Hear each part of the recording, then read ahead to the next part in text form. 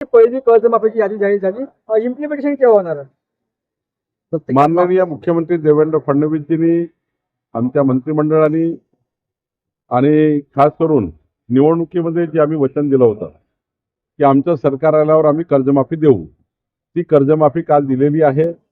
35,000 कोटी रुपयाची कर्जमाफी दिलेली आहे आणि ही 30 जुलैपर्यंत या ठिकाणी पूर्ण याद्या जाहीर होतील आणि 50,000 जे प्रोत्साहन अनुदान आहे ते आपण सप्टेंबर ऑक्टोबरपर्यंत तेही मिळणार आहे. केवळ 553 जे शेतकरी आहे त्यांना कर्जमाफीची नाही, सर्वांनाच मिळणार आहे. टप्प्याटप्प्याने अनुदान जातं. एका दमाने काही बँकेतनं अनुदान डिस्बर्स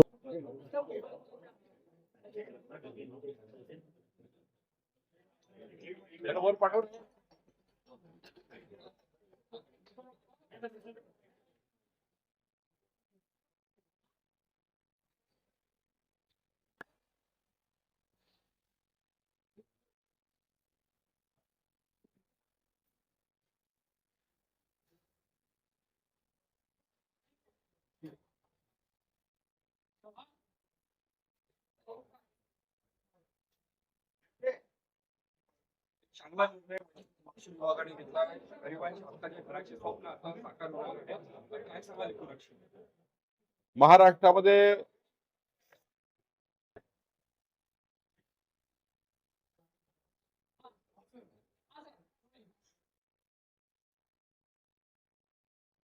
माननीय मुख्यमंत्री देवेंद्र फडणवीसजी यांनी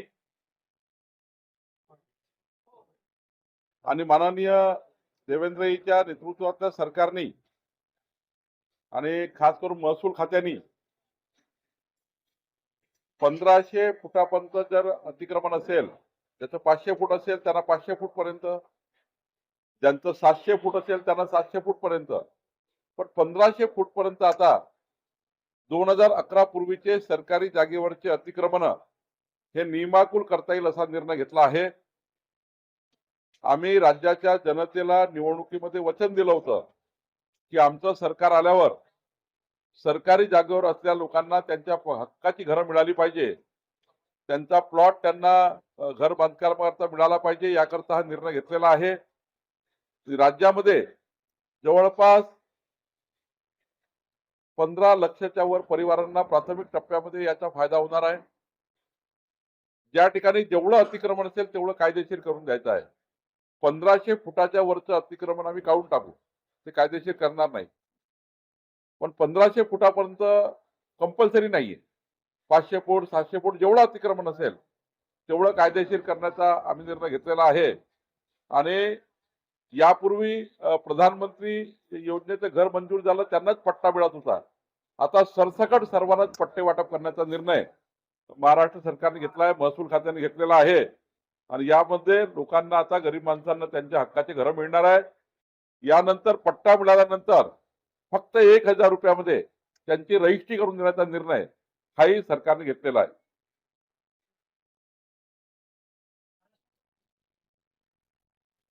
दुसरं एक महत्वाचं की जे राष्ट्रीय महामार्ग आहे, या राष्ट्रीय महामार्गाचे जे जमिनीचे भूसंपादन आहे, या भूसंपादनाकरता जर शेतकऱ्याला जमिनीचे पैसे कमी मिळाले तर लवादाकडे जावं लागतं, आर्बिट्रेटरकडे जावं लागतं.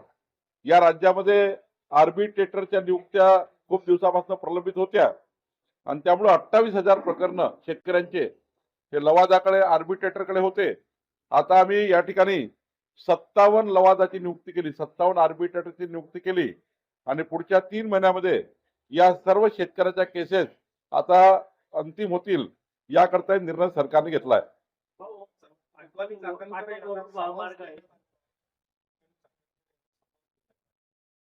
नाही, मला असं वाटतं की पोलीस योग्य पद्धतीने कारवाई करत आहे, पारदर्शी कारवाई करत आहे आणि समन्स देणे म्हणजे काय त्या ठिकाणी अंतिम नाही आहे.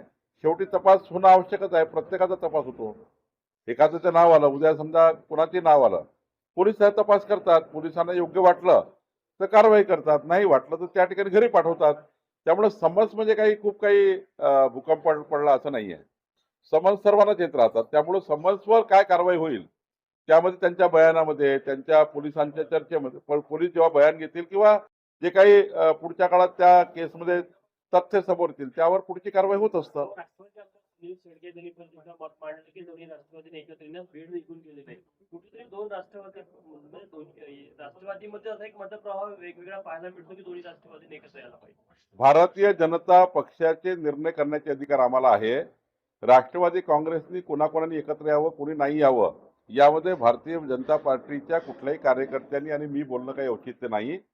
त्यांचा निर्णय त्यांनी घ्यावा. काय एकत्र यायचं नाही यायचं त्याबद्दलचा निर्णय त्यांनी घ्यायचा आहे. विरोधी पक्ष आहे की भुजबळ यांनी सांगितलं आहे की महाराष्ट्रामध्ये मतभेद राज्य सरकारमध्ये दिसून येत आहे. गुजरातमध्ये नोटबंदीच्या वेळेस सुद्धा लोक लाईनीत मध्ये लागले तेव्हा सुद्धा मरण झालं. कोरोना काळात सुद्धा झालं. अशी परिस्थिती काहीशी गुजरातमध्ये झाली की महाराष्ट्रात सुद्धा? मी स्पष्टपणे सांगतो कुठेही एलपीजी कमी नाही, कुठेही पंपावर पेट्रोल कमी नाही. फक्त कुणीतरी एक पुडी सोडली, घाबरवलं सोशल मीडियाच्या माध्यमातून. त्यामुळे रंगाच्या रांगा काही डबकी घेऊन काही हे घेऊन साठवणूक करण्याकरता, साठा तयार करण्याकरता. घरी समजा माझ्याकडे सिलेंडर असेल 8-10 माझ्याकडे, तर मी माझे सर्व सिलेंडर भरून ठेवण्याच्या चक्करमध्ये आहे. म्हणजे माझ्याकडे 4 सिलेंडर आहेत, 4ही सिलेंडर भरून ठेवायचे. यामुळे रांगा लागतात आहे. जे लोकांना असं वाटतं पुढच्या महिन्यात काय होईल, 8 दिवसांनी काय होईल, 10 दिवसांनी काय होईल. आता पेट्रोलच भरून ठेवायचं 100 लिटर घरी. आता मात्र काल परवा ते अमरावती रस्त्यावर पूर्ण पेट्रोल पंप खाली आहे. आधी लोकांनी खूप भरून ठेवलंय.